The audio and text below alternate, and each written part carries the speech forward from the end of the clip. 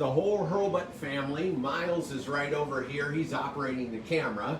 And we have Soyana, which is right there, who's going to be with us today because we're going to be doing all different skin tones. Fly over there, Miles, and you're going to find Kira, who is going to be our model today, along with Soyana. And we have Lydia over there, who is going to be my first AC. Woohoo! Excellent. Come on in here, Miles, so we can kind of talk through all this.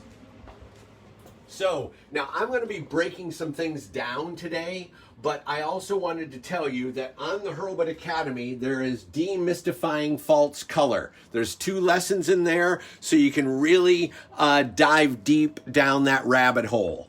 And there's also a green screen where I talk about green screen and how to balance, and we'll be going through all that today as well. All right, back up, Miles. Let's get back in here. Okay, so let's...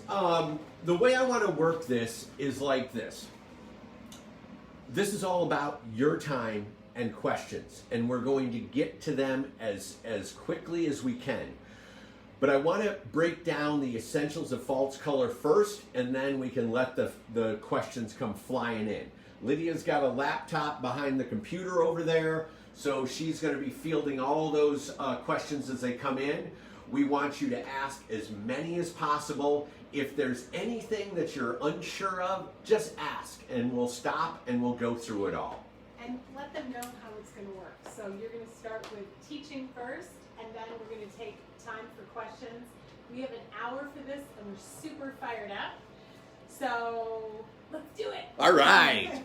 Okay, so here we have a scenario. Now, the DM250 by Flanders Scientific is one of the few monitors that lets you do false color and be able to adjust. Now, when I'm adjusting all these knobs, it's not affecting the monitor at all. It's only affecting the sensitivity of false color, okay? So what I do is, this is without the LUT. You never use false color without a LUT. You need the LUT on, which is going to clamp down, increase your contrast, change your color tones and all that stuff. So then you're applying your false color. Applying false color to a raw file is going to look like mush, okay? But the minute you put the LUT on, which I'm loving Overcast Cool today, when I hit the false color, bam, all the colors start to come in, and all these colors have specific values. I want to look at how I can integrate the background and have Kira have some 3-dimensional separation with the light values, but make it feel like she's still in this room. So over there is a big, pan over there, Miles, you can see that there's a window over here. And I'm diffusing the light that's coming through here, and then I have a Cineo 410, okay, that's bouncing into a math bounce that then is being diffused through a full grid cloth.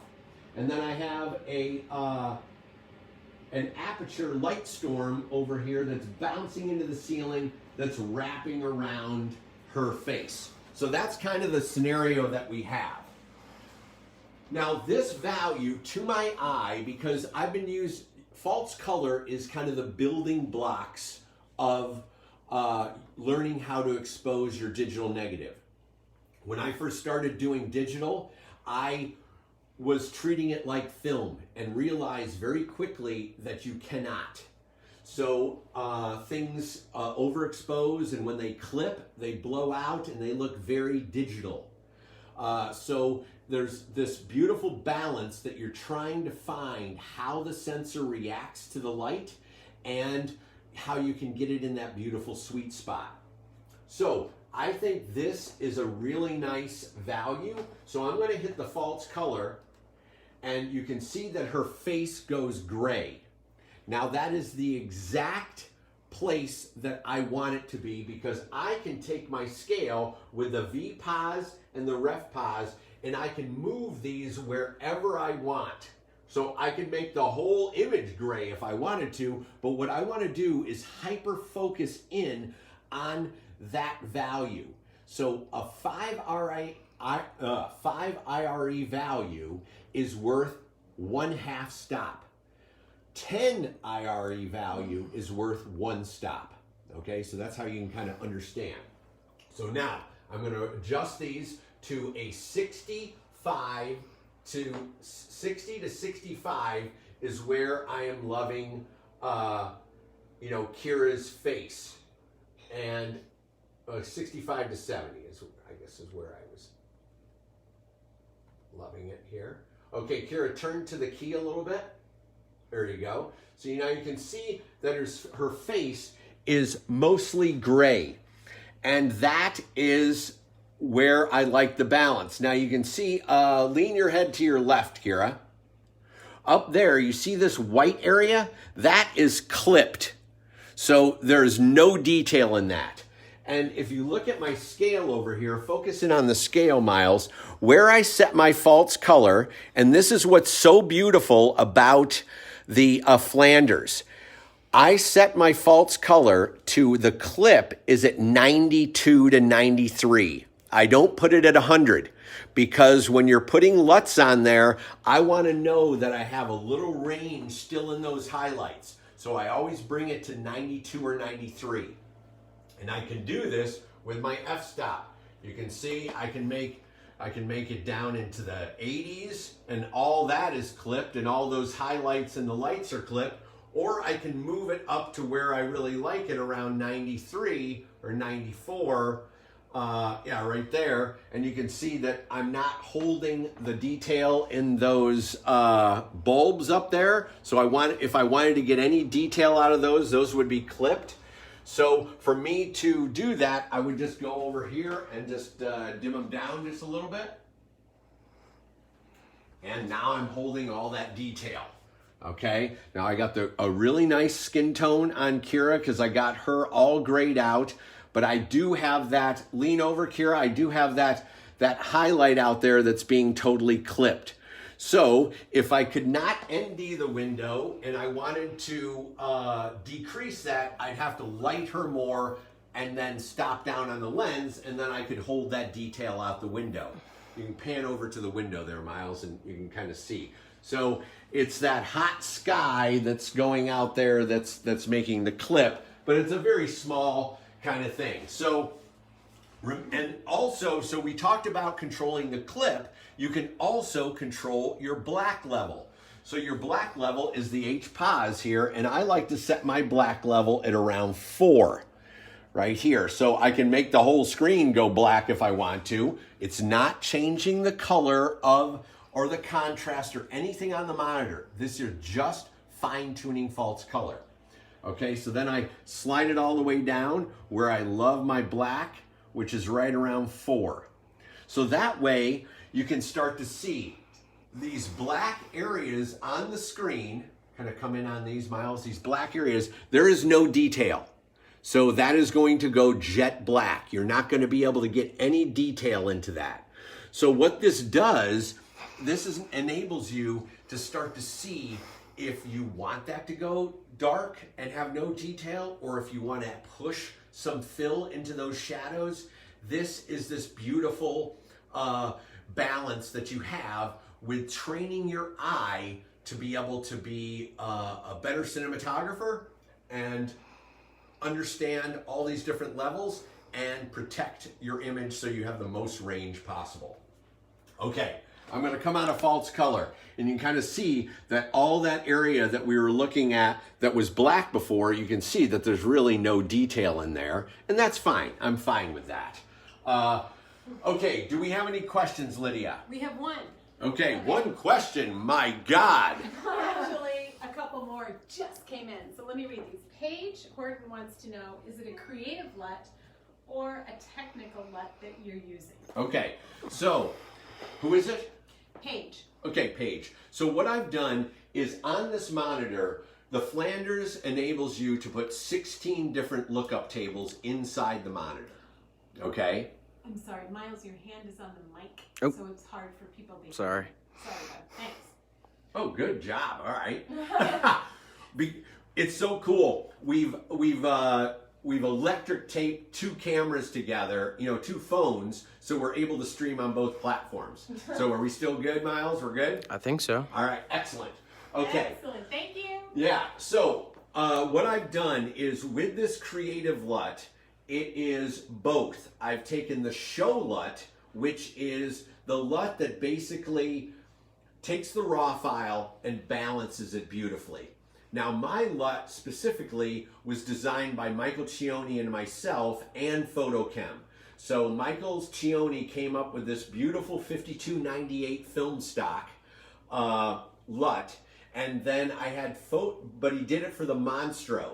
And then I took it to Photochem, and they took that LUT and they manicured it for the Gemini. So this is a LUT that takes the blues and swings them more to cyan.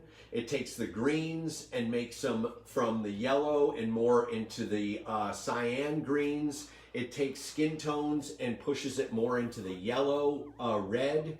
So this is much more like Kodak film stock. Then I take my Creative LUT and I bond those both together, and that's what you're seeing right now. This is what I call my Overcast Cool LUT. So this is Overcast Cool. I can slide on Overcast Warm. I can go to Overcast Neutral, and now I've just increased the saturation. Look how beautiful her skin tone is with that increased saturation. I can go Overcast Cool Saturation. I can go Overcast Warm Saturation. I can go into this 4th of July mode. I have all these different Creative LUTs that are added onto the Show LUT, which is your main CDL.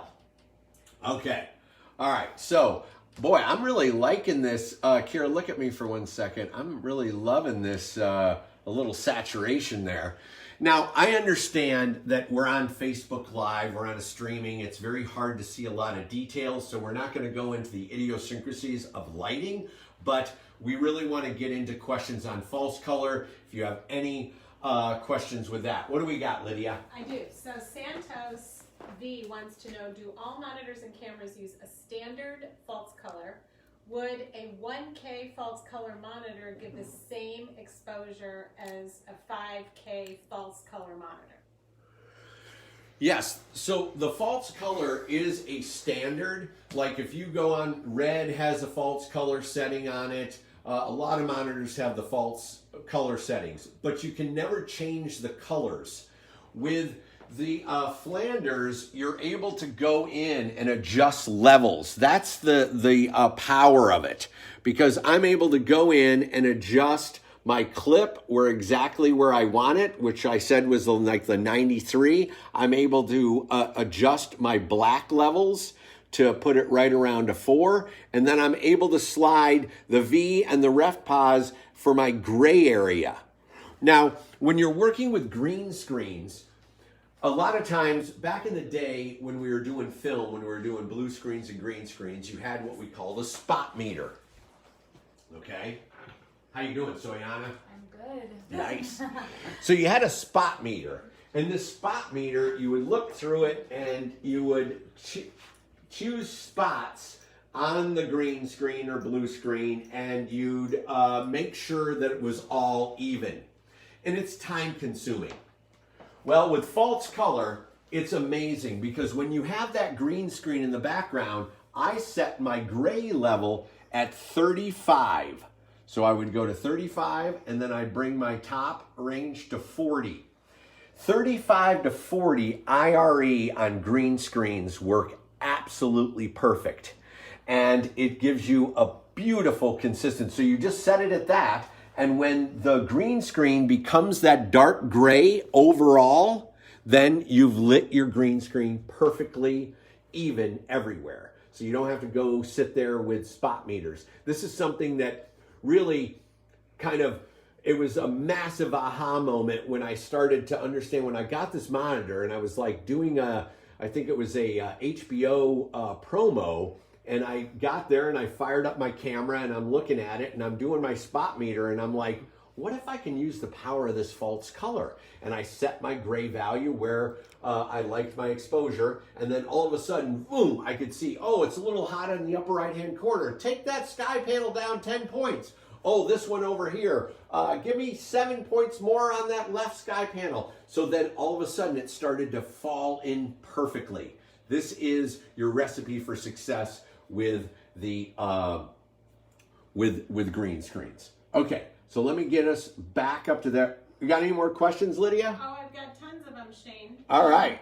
Really quickly, are you going to be going over IRE that you think is best for light skin and dark skin with both of the ladies here? So that's coming up. Yes. We haven't gotten there yet. So that question is from Thomas Cooksey, so don't forget that. All right, well, let's do that right now. This is awesome. So, Thomas, we're going to address this right now. Soyana, why don't you switch out with Kira? Okay. Soy. Here comes Soy. I love your hair, Soy. Thank you. And can we just say that soy is in our bubble? So Soy is in our bubble. Oh, yeah.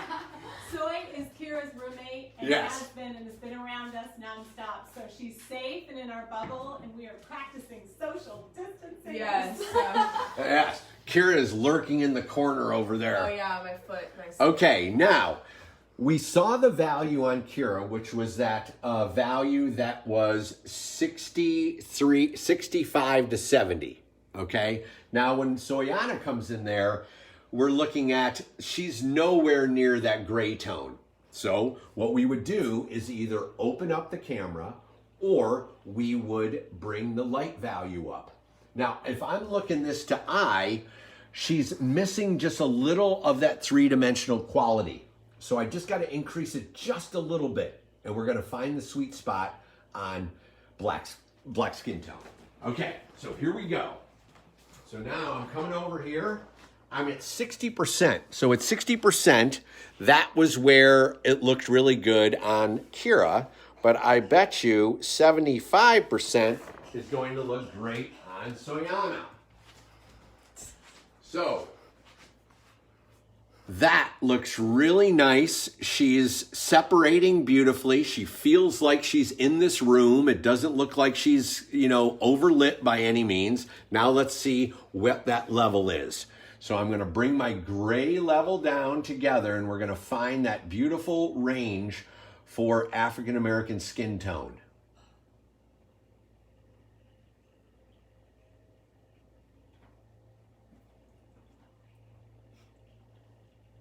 Okay.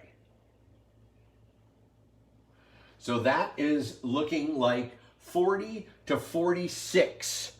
And I think that looks really nice. I mean, you're seeing all the nuances and color in her face. She's got nice separation. See, the white back here is separating her. Maybe just a little more. So let me just bring that up to 80, and I think we'll be perfect. Right there, 80. Excellent. Okay. All right, that's look at her eyes. You got beautiful eyes. Okay. All right, very nice. Now let's see where we're at. Okay.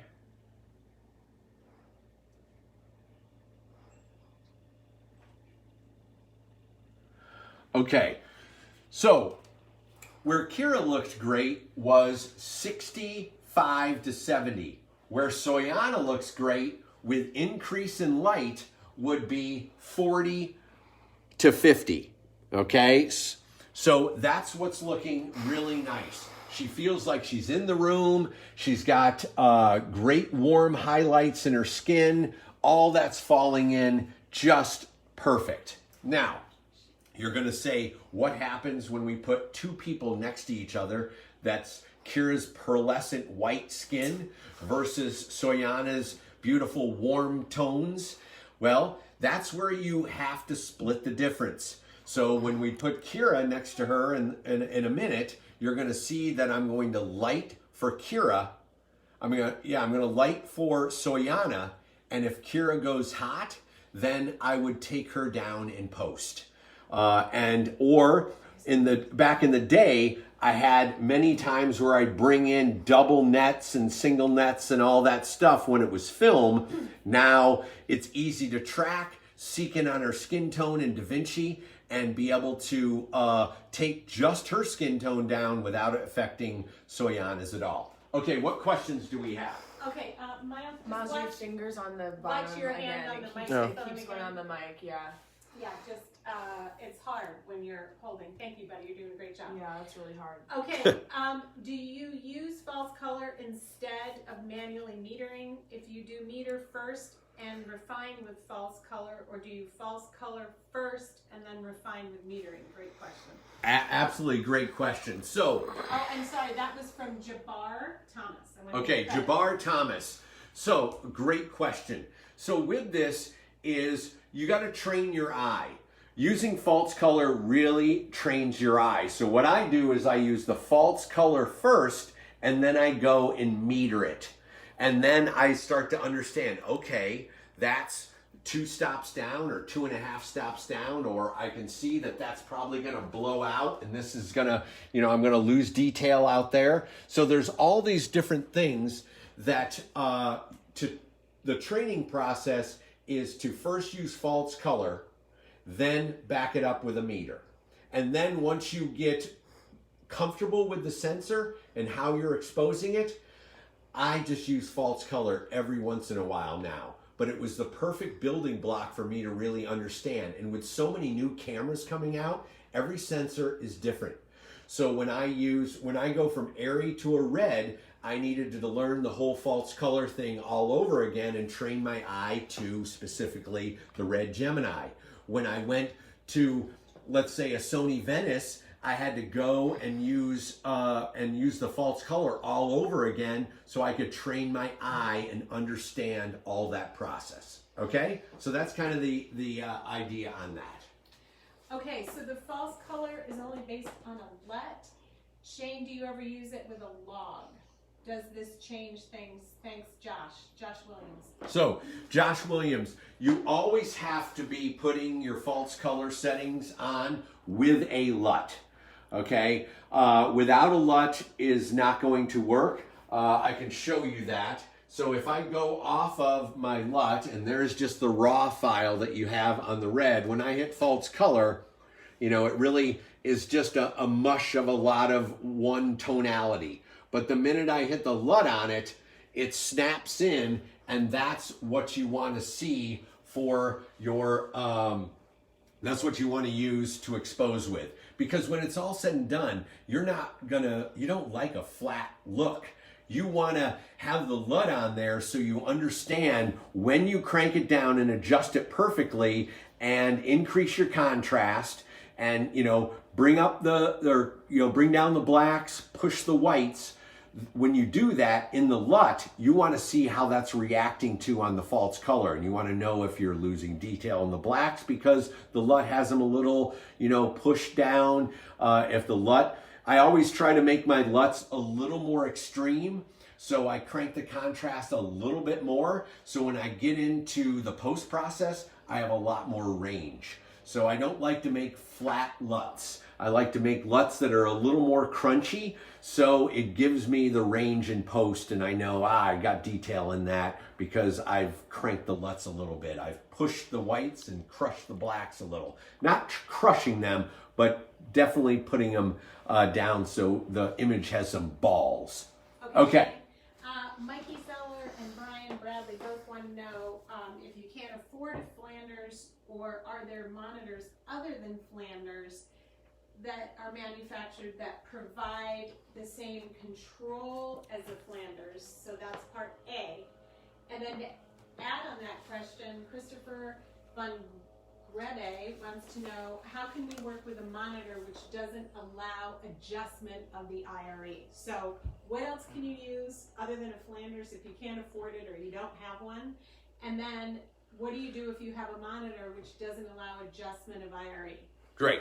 So Flanders makes a lot of different monitors at a lot of different prices. I have some of the Flanders 9-inch monitors that do all this beautiful adjustments, and they're nowhere near the price tag of this monitor. Flanders, I think, are the only ones that you can actually adjust the different levels on. There might be some new ones coming out that you can do that, but right now, this is the industry standard. most monitors have false color settings, and you can absolutely use those false colors, but you cannot adjust those false color levels. So you can't set the clip to 92. You can't set the blacks to 4, okay? That's why you're paying the money for these monitors. But like what I said, there's a great 9-inch monitor that Flanders makes that's very affordable, that gives you all that power. You're able to put LUTs in it. You're able to, it's not an OLED screen, it's an LCD, but the false color reacts like the sensor reacts. So you'll be getting those accurate readings. Okay, what else do we have? Okay, we've got a ton of light meters. So I'm going to group your questions so we can crank through a bunch of these, okay? So, Why don't you walk over there, Miles? yeah, come on over here, Miles. Let's see. Okay, what is the lowest and highest acceptable IRE level for skin tones in night scenes and bright day? From Marin Smaley. Thank you, Marin. Okay, great. That's an awesome question. Okay, Marin. So the way I usually work it for day exteriors is this. Day exteriors, it's best if you're doing a backlit scenario. I like 45 to 55 IRE for skin, okay? Somewhere in that 10-point area, okay? So if I have the sun coming in as a backlight, then I'm usually setting my gray area, which is right over in here, this gray value area. I'm usually setting that 45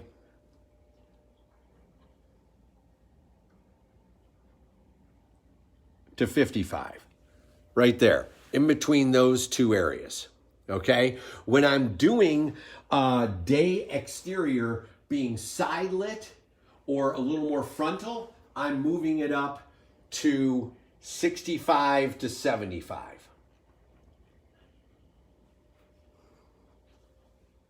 Now, what this does is it gives you a very thick digital negative.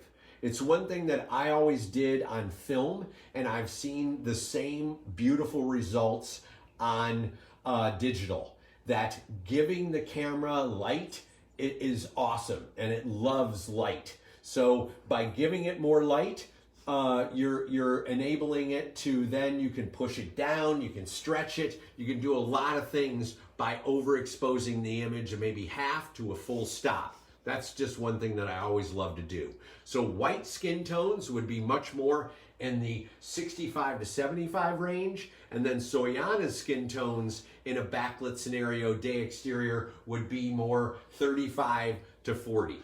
Okay, so that's kind of that pocket there. Now let's go into, Jane, one we got another question? Yeah. Blue screen and green screen. Have you covered those with IRE values? Blue screen. Is it the same for blue screen? Is the question. I think you did a bunch of right. Okay. So I did it 35 to 45 for green screen. I go 40 to 50 on blue screen. I bring the blue just up a little bit because sometimes it gets too dark and it can blend into the black areas sometimes. I prefer blue screen most of the time because it's actually a color that exists in reality and in our world. Like the blue screen could be the blue reflection of the sky or a reflection off glass or whatever, or sheens off a metal that you could easily say, okay, that's just the blue in the sky. With green, you're like, whoa, that's a weird color that shouldn't really exist in this world. So the cleanup on these are a little easier when you're using blue screen. Now I know the cameras, digital cameras respond to the green channel as the cleanest, and that's why most cameras, most people use green screen. But now with the camera technology really catching up, blue channel is not as noisy as it used to be. So I'm using both. Great. People are asking a lot about gray. All right, well, let's get our, we're gonna bring in our color checker. Yeah. So this is a data color color checker. I love this thing, Spider Color Chart. It's my favorite because what's really cool about it is it's not just a color chart. You can change the color chart. You can reach in here and you can flip this thing over. It can be in the gray tones, or you can open this one up and flip this one over, and this becomes the muted tones, more desaturated tones. So it enables you to do all different things with this one color chart, which is awesome. This is from Spider Checker, okay? All right, from Data Color. All right, so now I'm going to get my spectral light meter that I've set at 100 ISO because I have an ND9 in the camera. So I was at 800 ISO and I've now clicked it down and adjusted it so it's reading correctly. Okay, so Soy, I want you to put this right like that. Hold it like that, okay? And now we're gonna come over here and we're gonna slam on the false color.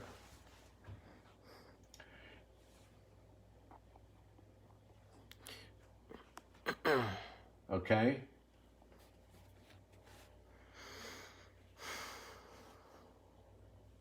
All right, I've gotten that within 4 IREs. So that's 60 to 64 on that gray card. So let's read what that is. It's a 2/8 and 2/10. And what's our camera set at? 2/8 and 2/10. Perfect. Shane, I'm going to stop you 1 second. Yeah? Because when you're talking about the sweet spot for skin tone, Adrian Wolfson wants to understand, are you referring to the highlights in the skin? What do you mean, hi everybody, by sweet spot? Yeah, highlights in the skin. Okay. So, okay, now go ahead and drop that down, Soyana. Okay, and now, yeah, so where I'm looking at for that gray value is where she was, that we got that nice gray tone for Soyana.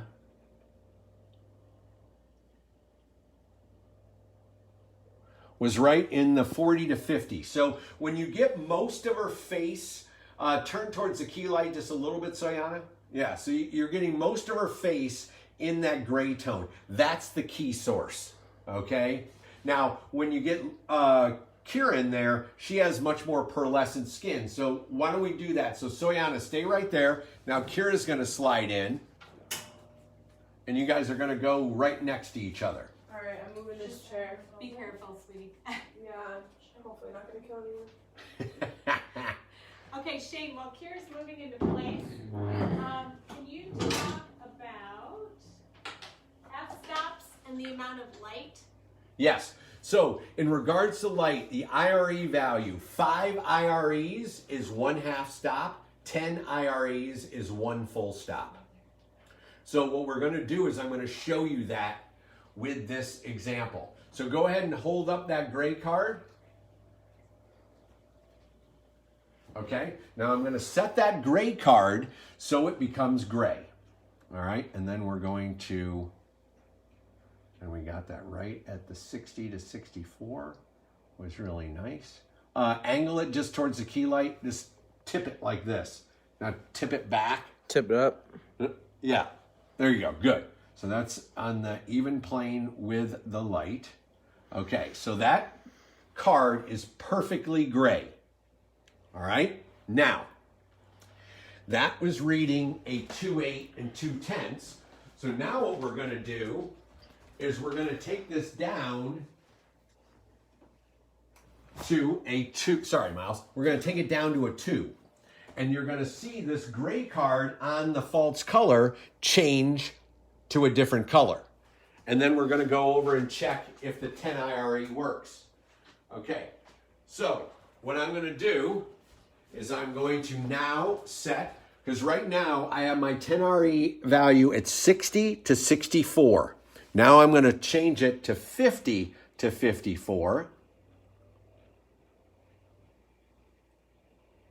Okay, now you saw that it went green.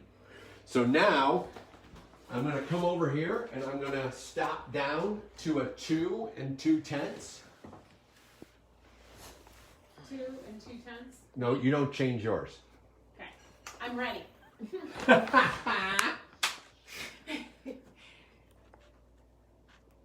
Okay, now look over there, Miles. See how that is turned to gray.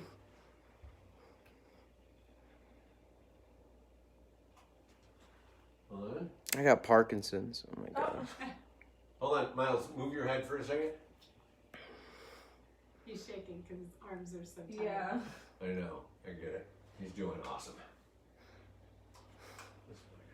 You can take a break a sec, buddy, if you want to shake an arm out. I'm good. Shane, while you're doing that, there's a great question from... Okay, so hold on one second, Lydia. So that now is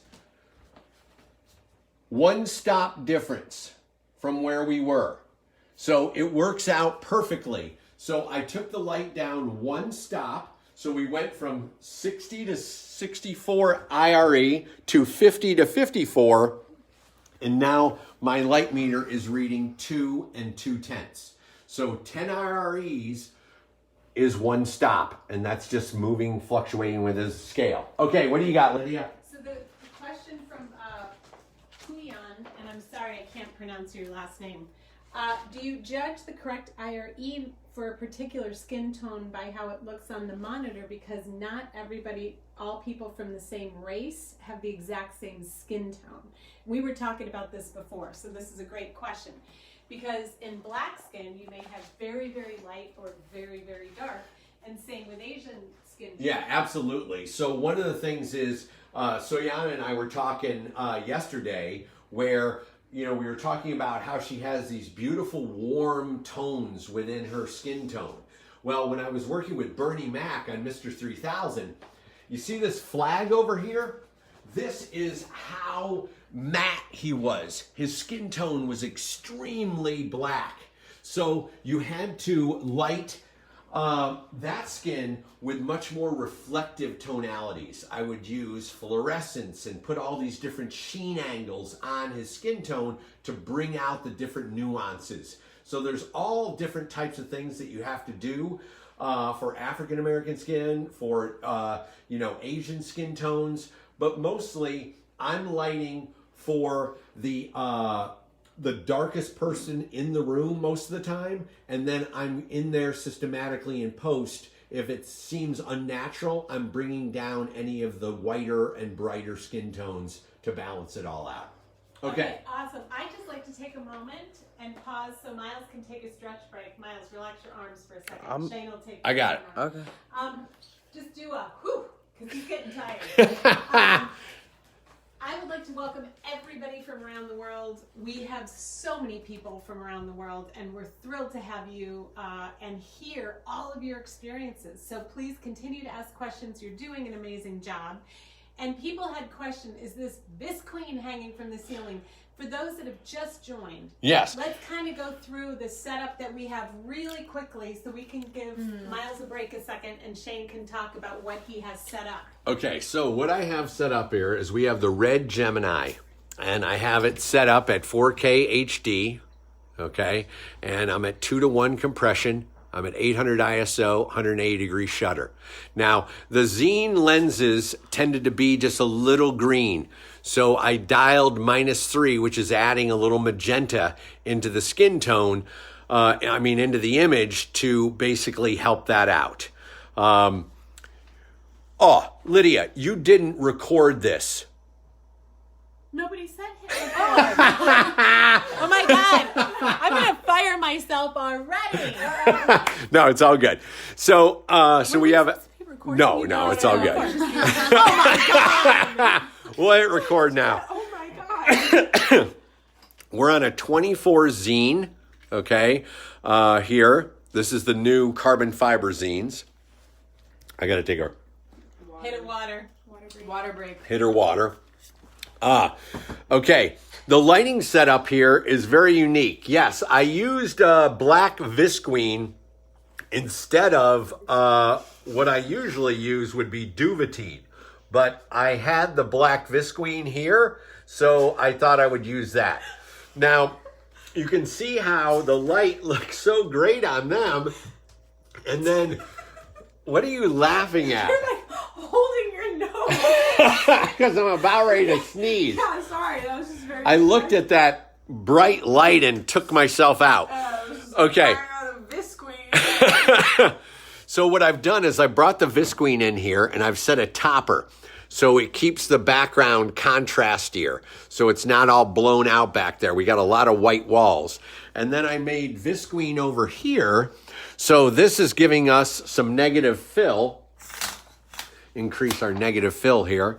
And that's because I have a white wall back there. So I put this visqueen here. So this is creating a nice downside on Kira.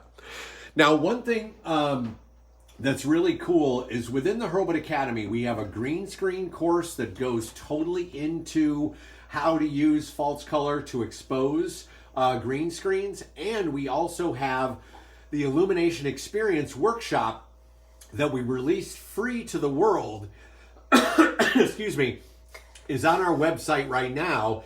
And it has a whole way of showing you how to light a face. How to light a face from extreme side angles all the way to full frontal, lighting, much more glamour light, side light, all these different things. So you can go on to that lesson where it goes into the key light and you can see specifically how I do these types of setups.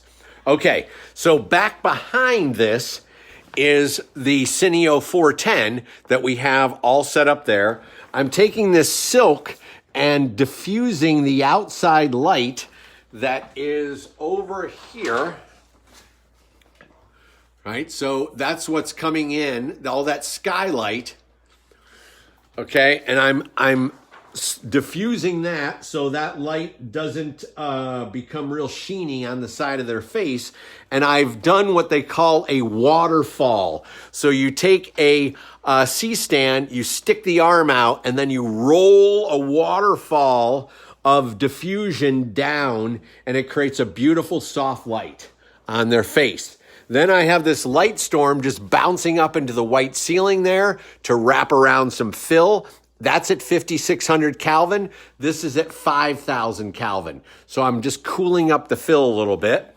Now over in the corner here, I have an Aperture 120D that I put Roscoe medium blue green. I love this tonality. It pushes cyan undertones into the shadows. And I also have another light storm here bouncing into the ceiling that's also pushing the cyan tones into the shadows. You can see it in Miles's shirt. It just picks up ever so slightly these tonalities with that. Okay, what do we have for we have questions? Skin tone questions. Lewis wants to know, can we talk about how you work with skin tones in a moody or very dark scene? Where do we place the IRE so it doesn't get crushed? Awesome. That's a great question. Now, we're almost coming up. We're 12:45, and we want to make this 1 hour.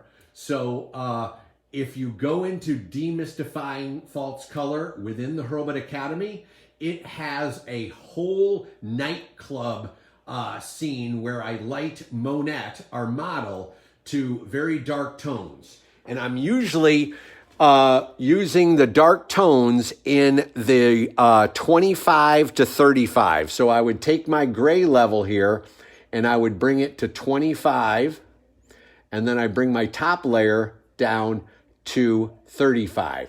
So 25 to 35 is where I am loving the tones that, are you ready to take over, Miles? Thank you so much, my friend. So that's where I love the tones in like a nightclub bar scene. And in Demystifying False Color, I go really deep into that and show you how I'm using the different levels with light meter and all that stuff. Okay, what do we got? Okay, I am so sorry. I'm going to butcher your name, and I'm trying really hard. Okay, it's Set Titch. Okay. If there isn't time to check IRE values and you just have to go with your built-in onboard camera monitor's false color, what's your approach? There's no time, what do you do? Absolutely. I use that all the time when I'm running and gunning and I don't have time to set up a monitor and all that stuff. I'm looking at the stop signs here on the red. I'm looking at the histogram. I'm flipping on the false color on the red if I don't have a Flanders. So, but what I want to kind of teach you right now is the brick and mortar to your cinematography career, right? This is understanding each digital sensor and how it reacts and learning and training your eye to be able to light with it. I've done 4 movies on the Red Gemini and I hardly use false color anymore because I've trained my eye to understand exactly how the red sensor is going to look. When I was doing the Canons, I adjusted my eye when I was doing all the Canon C500 and the 1DC. I completely adjusted my eye to that by using false color. So the false color is your base to understand the specific nuances of each sensor, because sensors are like film stock. Each one is a little different. Maybe this one feels a little more like Fuji, maybe that one's a little more like Agfa, maybe this one's Kodak. So all the sensors react the same kind of way in regards to them having a unique signature of how they react to highlights, how they roll off, how much detail is in the blacks, how much does it hold 7 stops before it goes black, does it hold 5? All cameras have different, and that's why the false color really trains your eye very quickly. Okay, Jason Tucker's confused, so let's get him unconfused. Okay. Okay, so he said, I'm a bit confused. How does adjusting the monitor not mess with your final color grade or exposing of the footage? I know you're correct, Shane. I'm just a bit lost on how you're exposing correctly. Great question. Yeah. Okay. So Jason, all these knobs here do nothing until I engage the false color engine. Okay, and with the Flanders, you can set any of these hot buttons to be whatever you want. I have, number 1 is false color. I can throw a waveform up if I want to, which now here's the waveform. I'm not a big waveform person. I don't like that thing. I never have, but I have it there anyway. That's much more of a DIT thing. My LUT is on F4, so there's your flat raw file, and there's our LUT. This is picture-in-picture, so if I had another stream coming into the monitor, I could see 2 images on this monitor. And then F6 I've set to fast. Now, what's very awesome about the Flanders monitor is it does all this incredible stuff. But what it does is it creates a lot of computing power to be able to do that. So with that computing power, they've added a fast button, so it only has about a 0.3 of a second delay instead of a 0.5 second delay. So there's still a slight delay, but it's much better. So specifically when, you know, the director and I are watching on these monitors, the performance and everything, it's not good if it's laggy and he's hearing and he's not seeing the words.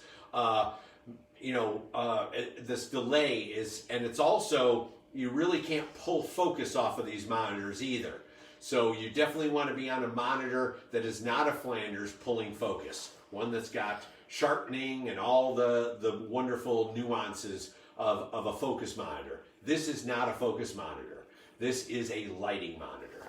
Okay. Okay, Shane, we've got a great big picture question here. We're going to get out of the minutia of the details for a second. So Lewis wants to know, it seems the whole process takes quite a while. When working on a fast-paced production, how do you cope with lighting perfectly and delivering efficiently for production? This is a great question. Absolutely. So this is why you do a lot of testing, just like what I'm doing here is taking you through the brick and mortar, the building blocks of cinematography. Once you get this in your mindset and understand how to expose the digital negative, you're not going through all these, spinning all these knobs and all this stuff. Like I said, my last 3 movies, I might have only gone to the false color setting to balance green screen. You see what I'm saying? So camera tests are very important. What you want to do is set up a scenario as simple as this, that you can, because Miles and I whipped this thing together in about an hour. So you do something simple and you just play around with it and you start to train your eye in these different scenarios. And when you're doing that, then you get adjusted. So when you look at a monitor, you know exactly that's going to blow out. That skin tone's a really good value. I love the tonality over there. It all starts to fall in. Okay, great. Let's see.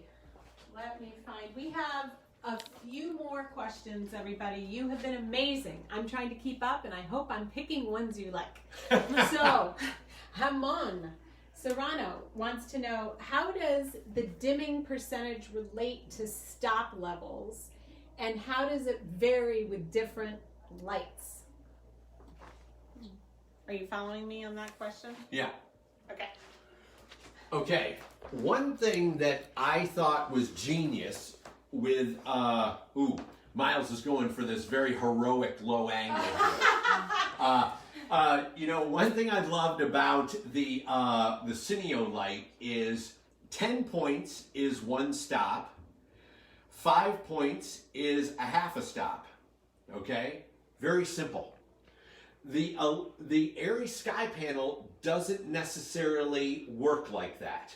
But the Cineo was specifically designed so if you went up 10 points, it was increasing with a stop. Now, with Fresnels and HMIs, you use scrims. With this new LED technology, we're dimming things all the time. We're dimming, we're changing color temperatures, we're doing all these things, right? And I found that there's only a few lights on the market that react to a light meter, and all of our brains of adding different, so I could say if I want to take it down a half stop, I could say, hey, bring that Cineo down from 70 to 65. And I know that would be a perfect half stop. With other lights, it seems to be a guessing game. So, you just have to play with that. And once you start to understand the relationship to the curve and how it reacts, then you can get a little better with calling out different numbers on sky panels versus aperture versus, light gear versus all these different manufacturers that have gotten into the LED game. Okay, we have a question from Melody T. Oh yeah, how you doing, Melody? And welcome again to everybody around the world. Yes. Melody wants to know, you mentioned adjusting your eye to each camera, but you're saying false color will read exactly the same from camera to camera? Is her question. So again, adjusting your eye to each camera, but does false color read the same with different cameras? Right. False color is going to be a consistent across. What's going to be different is how the sensor reacts to the light. The red reacts different than an Alexa. The Alexa reacts different than a Blackmagic. The Blackmagic reacts different than a Sony Venice. So the false color scale is the same, but the way your sensor is, like a sensor on a Blackmagic at only 13 stops of latitude is this window here that you're seeing that we have. We're keeping all that detail. That would all be clipped. All those highlights out there would just be white. They'd be all, they'd be like that. Those would all be white. So all that detail out there would be clipped, and the ceiling that is getting that reflection would be clipped as well, because that camera has less latitude than the Red Gemini. Okay, the Red Gemini has around 14 stops, 14 and a half stops of latitude, very much like an Area Alexa, which is why I absolutely love this Gemini. Its photo buckets are massive. So the way the camera delivers its grain is very filmic, and it has a beautiful grain texture to it that you don't see in other cameras. Okay, what else you got? While we're on cameras, I just want to bring up the point about not getting too attached to a particular camera, because we have a lot of questions about, is the Gemini your favorite? Do you miss the Panavision cameras? So I think it's really important to remember what is right for the project, and to not, all cameras have something good and things that are not so good, and it's really about picking the right tool in your toolbox for the job and not getting so attached to using one particular device. No, absolutely. Because you limit yourself. But you have to say, in the coming years, the range of cameras has gone from this to this in regards to how great they are. So when we've gone from here where, when the Red Epic came out, it was not a camera that I loved using. Okay, then the Dragon came out, and then that sensor was damn good. The Alexa was the premier camera. Then the Gemini forced it even closer. Then there's the Sony Venice that's now entered the game. There's the VariCam. There's all these different cameras. The lens is truly the soul of the film, and the camera is the specific tool. And you can use a different sensor to get a specific look, go for a specific look. But right now, the quality is getting so damn good, and that window is narrowing here that you don't have to be so specific with what camera for which. It's more the lens that really sells the story. Okay, great. Okay, what else we got? Okay, We're 12:57. One more question. One more question. Oh my gosh, the pressure. Okay. Choose a good one. I'm going to try to choose a really awesome I question. love your outfit today, too. Thank you. Very happy. Thank you. Okay, I thought I'd add a ray of sunshine in this dark time, so I'm going hot pink. Okay. What about, let's do first adjustments from David Navarro in Spain. So David, here you go. What about the first adjustments in camera? Do you use false color in your source to adjust the exposure? Sorry for my bad English. Greetings from Zaragoza, Spain. Oh. Whoa. Oh, stay safe over there, buddy. I know that you guys were at the epicenter of that for a while, so I hope you and your family are all safe and healthy there. Okay, so question again. Okay, sorry, I just lost it. From David. So, about first adjustments in camera. Okay. When you're first adjusting. One thing I try to do when I first walk into a location in regards to, let's say we're going to film this specific location, while the lighting crew is setting up, while everyone's moving into the location, I have my camera team come in, and I call them shit sticks. They're these kind of plastic carbon fiber sticks that you can see right over there. These shit sticks are very light.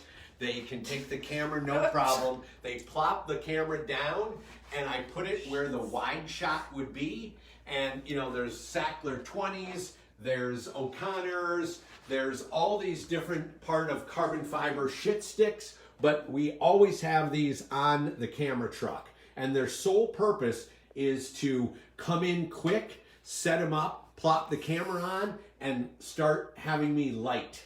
And what I do is I react to the environment. So the first thing I do is I'm turning the camera on, and I'm seeing how any of the practicals in the scene are reacting. Oh wow, that's if somebody moves over there, they're going to be lit by that practical, so I don't have to add any light there. Then I'm also looking at the windows. How much do I have to bring up the level so I can hold all that detail out those windows if I want that? So I all of a sudden are starting to put all the lighting in my mind of what I'm going to do in this room into action. So camera turns on. I start to fiddle with a LUT. This is, you can see all the different LUTs as I'm scrolling through here, all the different color tones that I'm showing. And I'll just go through these 16 LUTs that I have loaded, and I'll find one that I like. And I really loved this Overcast Cool Sat that's really nice, as well as the Overcast Warm Sat. Actually, I love 4th of July too. Yeah, this one was really nice. So these are all different LUTs that I've built. So I'll pop through those LUTs and find something that I'm really loving, and then I start lighting. And the reason I do this is because sometimes when you walk into an environment and you just start lighting it, and you start bringing light in, you might miss these subtle details that a practical might have been the perfect accent, or the light that was bouncing off of something outside comes in the window and it's absolutely perfect. So these are the kind of things that I'm looking for, or I'll see something and I go, oh God, that's gonna go away by the time we shoot, but that's a great thing. The sun was hitting that wall outside, let's pound an 18K into it, and that will do the same kind of thing that I saw that I loved.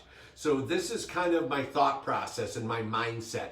Get that camera into the room as quick as possible on these very lightweight sticks, start lighting, seeing what beautiful nuances that Mother Nature or production design and set decorating have brought to the table. Let's see what that happens. And with those lights turned on or turned off, what it does for us. And then we start to light the scene and dial it in, and we set our lookup table even before sometimes I really start to light it that much.